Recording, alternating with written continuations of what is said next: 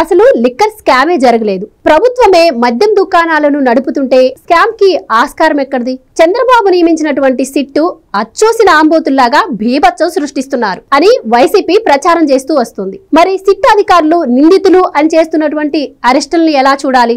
మరి పట్టుబడుతున్న డబ్బు ఎక్కడిది? తాజాగా వెంకటేష్ నాయుడు వీడియో రిలీజ్ అయింది. మరి నిజంగానే ఇవన్నీ బయటకు వచ్చిన తర్వాత కూడా అసలు లిక్కర్ స్కామే జరగలేదు అనుకోవాలా?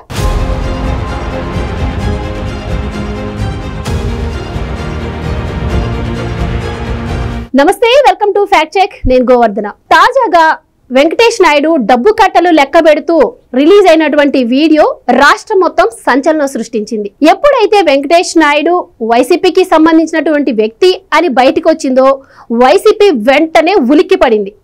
లేదు వెంకటేష్ నాయుడు మా మనిషి కాదు, ఇదిగో చంద్రబాబు మనిషి అంటూ చంద్రబాబు గారితో, లోకేష్ గారితో, అలాగే బాలకృష్ణ గారితో దిగినటువంటి ఫోటోలను రిలీజ్ చేసింది. అయితే కూటమి ప్రభుత్వం అధికారంలోకి వచ్చాక, అలాగే జగన్మోహన్ రెడ్డి గారు ఓడిపోయిన దగ్గర నుంచి కొన్ని సంఘటనలు మనం ఉదాహరణకు తీసుకున్నట్టయితే, మార్చల దగ్గర వినుకొండలో రషీద్ జిలానీ అనే ఇద్దరు వ్యక్తులు గంజాయి సేవించి ఒకళ్ళొక్కళ్ళు చంపుకుంటే అక్కడికి వెళ్లి జగన్మోహన్ రెడ్డి గారు ఏం చెప్పారు? జిలానీ అనే వ్యక్తి చంపాడు, అతను టీడీపీ పార్టీకి సంబంధించినటువంటి వ్యక్తి అని చెప్పి అప్పుడు టీడీపీ వాళ్ళతో అతనుకున్న ఫోటోలను రిలీజ్ చేశారు.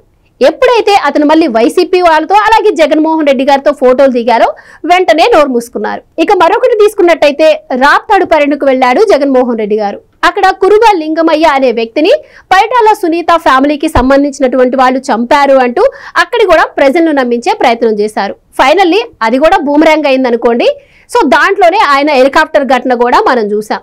ఇక మరో విషయాన్ని తీసుకున్నట్టయితే, కుటుంబ తగాదాలతో మామని అల్లుడు చంపితే తెలంగాణలో వచ్చేసరికి సాక్షి పత్రికలో అది కుటుంబ తగాదా అని చెప్పి రాశారు. అదే ఆంధ్ర విషయానికి వచ్చేసరికి అతను పెన్షన్ తీసుకోవడానికి వచ్చాడని, అతను ఒక వైసీపీ కార్యకర్త అని, చంపింది టీడీపీ వ్యక్తే అని చెప్పి ప్రచారం చేశారు.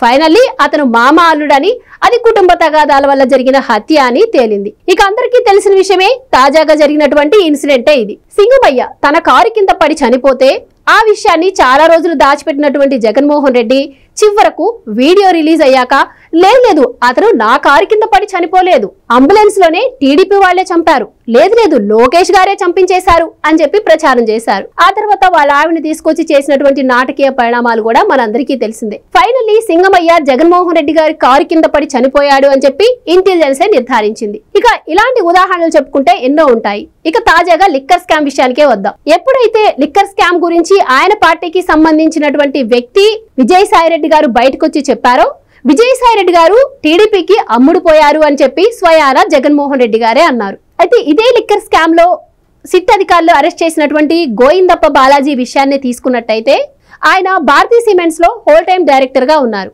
కానీ ఆయన ఎప్పుడైతే అధికారులు అరెస్ట్ చేశారో వెంటనే గోయిందప్ప బాలాజీ అసలు భారతీ సిమెంట్స్ కి సంబంధమే లేదు, ఆయనది వికాట్ కంపెనీ, మా దాంట్లో పెట్టుబడులు పెట్టారు, ఇలా రకరకాల ప్రచారాలు చేసి ఆయనతో కూడా మాకేం సంబంధం లేదు అని చెప్పే ప్రయత్నమే చేశారు.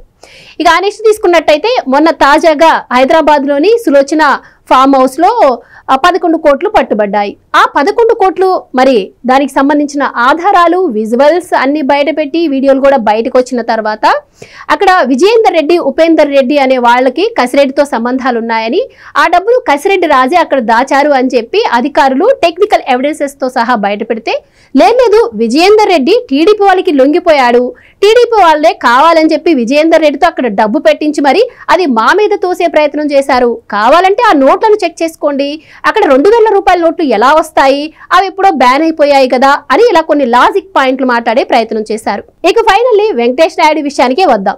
ఇదే వెంకటేష్ నాయుడు గురించి ఒకానొక సందర్భంలో ఆయన్ని అరెస్ట్ చేసినప్పుడు చెవిరెడ్డి భాస్కర్ రెడ్డి సన్నిహితుడైన వెంకటేష్ నాయుడిని కొలంబో వెళ్తుంటే విమానాశ్రయంలో అన్యాయంగా అరెస్ట్ చేశారు, టార్గెట్ చేసి అరెస్ట్ చేశారు అని ఇదే సాక్షి పత్రికలో ప్రచారం చేశారు.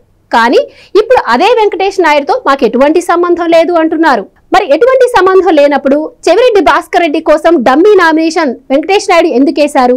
ఇదే వెంకటేష్ నాయుడు నోట్ల కట్టలు లెక్కబెడుతూ దొరికిపోతే ఇప్పుడు వైసీపీ చేస్తున్నటువంటి ప్రచారం ఏంటి? అతనికి టీడీపీ వాళ్ళతో సంబంధాలున్నాయని, అలాగే ఆయనతో మాకు ఎటువంటి సంబంధం లేదని ప్రచారం చేస్తోంది. కానీ ఇదే సాక్షి పత్రికలో ఒకానొక సందర్భంలో చెవిరెడ్డి భాస్కర్ రెడ్డి సన్నిహితుడైనటువంటి వెంకటేష్ నాయుడిని అరెస్ట్ చేశారు అని రాసింది. మరి అలాంటప్పుడు ఇప్పుడు సంబంధం లేదని ఎలా చెప్తుంది?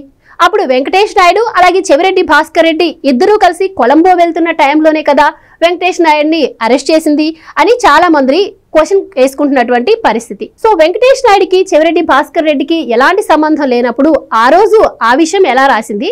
మరి వెంకటేష్ నాయుడు చెవిరెడ్డి భాస్కర్ రెడ్డి కోసం నామినేషన్ కూడా డమ్మీది వేశారని అంటున్నారు. మరి వైసీపీ దీనికి ఏం సమాధానం చెప్తుంది? మావాడు కాదు వెంకటేష్ నాయుడు అని అంటున్నారు. మరి అలాంటప్పుడు వెంకటేష్ నాయుడు చెవిరెడ్డి భాస్కర్ రెడ్డి అలాగే జగన్మోహన్ రెడ్డి గారు ఆప్యాయంగా పలకరించుకున్నటువంటి ఫోటోలు నిజం కాదా? అలాగే సంక్రాంతి సందర్భంగా జగన్మోహన్ రెడ్డి గారు ఒక భారీ సెట్ వేయించుకొని సంబరాలు చేసుకున్న విషయం మనందరికీ తెలిసిందే. అయితే ఈ లిక్కర్ స్కామ్ కి సంబంధించినటువంటి డబ్బే ఆ సంబరాలకు ఖర్చు పెట్టారు అని చెప్పి మరొక మాట కూడా వినిపిస్తోంది. ఏది ఏమైనా మనం వివేకానంద రెడ్డి గారి హత్య కేసు దగ్గర నుంచి చూసుకుంటే ఇప్పుడు ఈ లిక్కర్ స్కామ్ వరకు వైసీపీ పత్రికలో గాని వైసీపీ సాక్షి మీడియాలో గాని రాస్తున్నటువంటి రాతల మీద చెప్తున్నటువంటి మాటల మీద ప్రజలకు ఒక నమ్మకం అయితే పోయింది. ఇక ముఖ్యంగా వెంకటేష్ నాయుడు విషయానికి వస్తే ఆయన టీడీపీ పార్టీకి సంబంధించినటువంటి వ్యక్తి అని చెప్పి వైసీపీ వాళ్ళు ప్రచారం చేస్తున్నారు. మరి అలాంటప్పుడు ఆయన కొన్ని విజువల్స్ వీడియోస్ బయటకు వదిలారు. సో ఆ వీడియోస్ లో ఆ విజువల్స్ లో వెంకటేష్ నాయుడు వెనకాల ఒక బుగ్గ కారు ఉన్నట్టుంది. మరి ఆ బుగ్గ కారు అధికార పార్టీకే కదా ఉంటుంది. మరి అలాంటప్పుడు ఆ బుగ్గ కారు జగన్మోహన్ రెడ్డిదా లేక చెవిరెడ్డి భాస్కర్ రెడ్డిదా లేదు అంటే ధనుంజయ రెడ్డిదా అని ప్రజలు కూడా అడుగుతున్నటువంటి పరిస్థితి.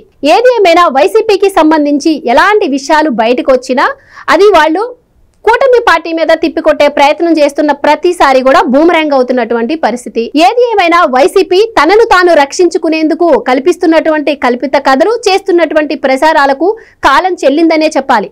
ఇక మీదట లిక్కర్ స్కామ్ జరగలేదు అని చెప్పి వైసీపీ ఎంత చెప్పినా కూడా ప్రజలు నమ్మే పరిస్థితి అయితే కనిపించట్లేదు. Please subscribe to Leo news for more videos.